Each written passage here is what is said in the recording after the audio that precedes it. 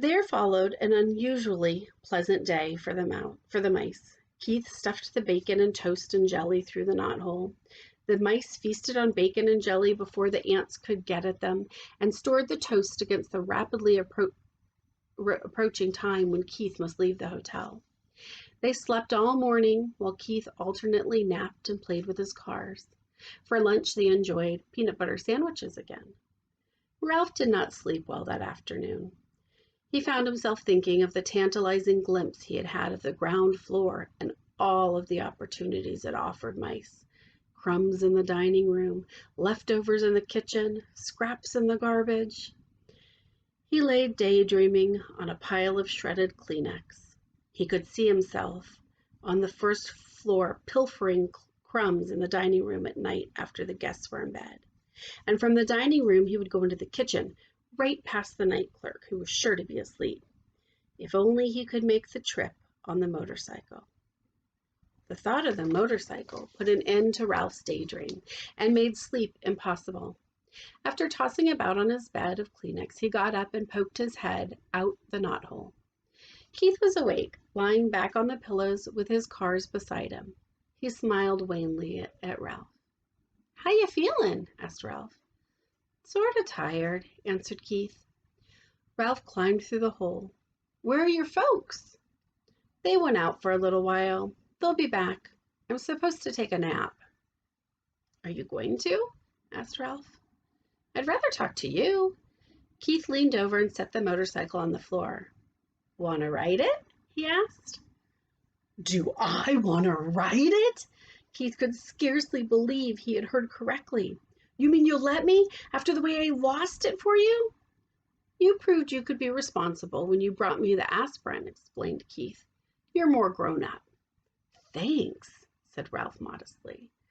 "I guess mice grow up faster than boys." Keith sounded as though he longed to grow up as rapidly as a mouse. "You grow a little bit every day," Ralph said, as he removed his crash helmet from its hiding place behind the curtain. "I guess you're right," agreed Keith. "My dad measures me every 6 months against the door jamb of our kitchen back in Ohio, and each mark he makes is higher than the last, but I never feel myself growing." "You wait long enough and you will be a grown-up." Ralph felt as if he had said something very wise as he slipped the rubber band on his crush helmet around his whiskers. "I guess so." Keith slumped back on the pillows. "But it takes so long." "I grew up, didn't I?" asked Ralph. "You said yourself I had to become a responsible mouse." "Yes, you did," said Keith thoughtfully. "I guess that's part of the secret.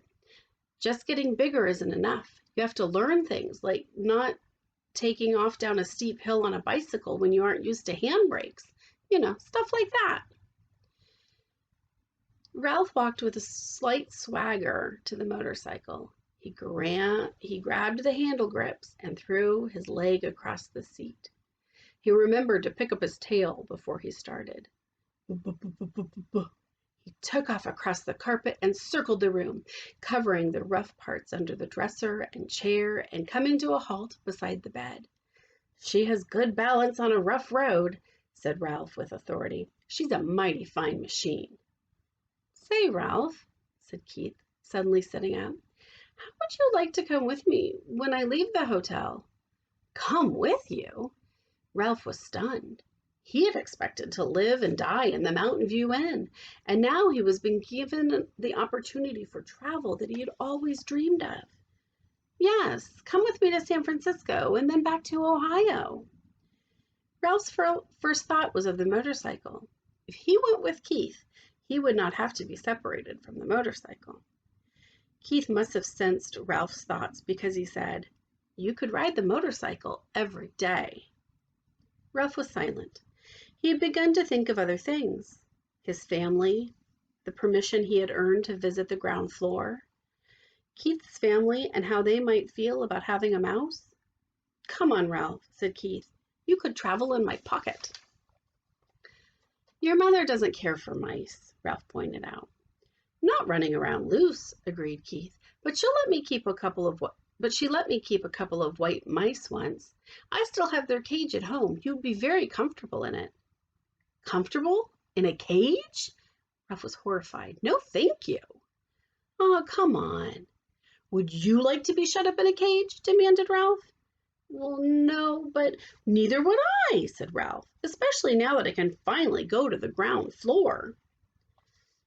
In his disappointment, Keith slumped back on the pillows once more. "I guess I knew you really wouldn't want to come," he said. "I understand." "I sure will hate to see this motorcycle leave," said Ralph, and added hastily, "and you too, of course." The boy and the mouse were silent. Both were thinking of their wishes and the regrets that their wishes could not come true. Keith rolled over on his side and propped his head up on his fist. "Would you like to keep the motorcycle?" he asked. "Keep it? Me?" "Sure," said Keith. "I can save up my allowance and buy another one when we get back to Ohio." "You really mean it?" Ralph could scarcely contain his excitement. "Keep it for my very own?" "Of course." "How come?" Ralph wanted to know. "I just like to think of you riding it," said Keith. "You know, if you grow up enough to be trusted with a mouse-sized motorcycle, maybe someday I could earn a big one." The excitement drained out of Ralph. "I can't. I don't have any place to keep it. It's too big to go through the knothole, and I couldn't hide it behind the curtain forever, because I've heard that every Labor Day when there aren't too many tourists, they take the curtains down to be cleaned." "That is a problem," agreed Keith. "There must be some place in a big hotel like this where you can keep a motorcycle." Ralph sat on the motorcycle, thinking as hard as he could. In the closet? He couldn't get it out when the door was closed. Under the bed? Eventually it would be found. "How about downstairs?" suggested Keith. "I could carry it down for you before we leave. There must be a good hiding place down there someplace." "There's that big old clock my ancestor ran up," said Ralph thoughtfully. "Nobody ever cleans under it, but frankly, I don't care to have it striking over my head." Keith thought a while. "How about that big television set in the lobby?" he asked. "The noise shouldn't bother you because you would only go under it at night when everyone was asleep." "Yes!" Ralph was excited. "That's the perfect garage. I saw it when I got the aspirin. The legs are just high enough for the motorcycle, but not quite high enough for a vacuum cleaner attachment." "Then it's settled," said Keith. And then added rather sternly, Ralph thought, "but you must ask your mother first." Ralph dismounted and ran to the knothole.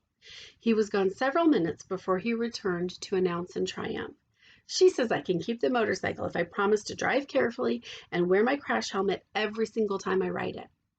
"Swell!" Keith was just as excited as Ralph. "When we check out, I'll hide it for you while my folks are busy paying the bill." "I can't thank you enough." Ralph fastened his crash helmet once more. "I never thought I would have a motorcycle of my own." You see, there's Ralph with his half of a ping pong ball for his crash helmet and Keith's motorcycle.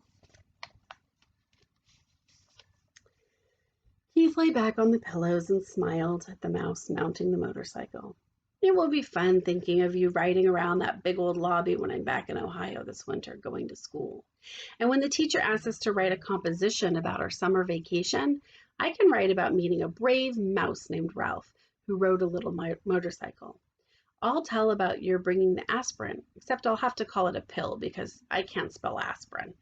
Of course, the teacher won't believe it, but she'll probably say that I show imagination." Ralph felt proud to think that he was going to be written about in a composition in far-off Ohio. "Buh-buh-buh-buh-buh."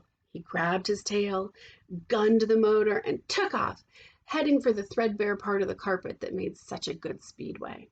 Round and round he sped, faster and faster until his whiskers blew back and he was filled with the joy of speed.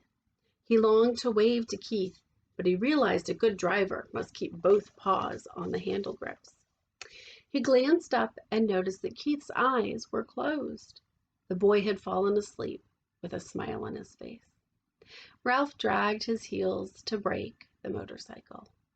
Quietly he parked it beside the bed, and quietly he removed his crash helmet and hid it behind the curtain. He did not want to disturb the sleeping boy. Ralph could wait to ride the motorcycle. It was his to keep. The end. That was the end of the book, you guys. We finished the whole book, all 13 chapters. I enjoyed reading that book. Did you guys like it too?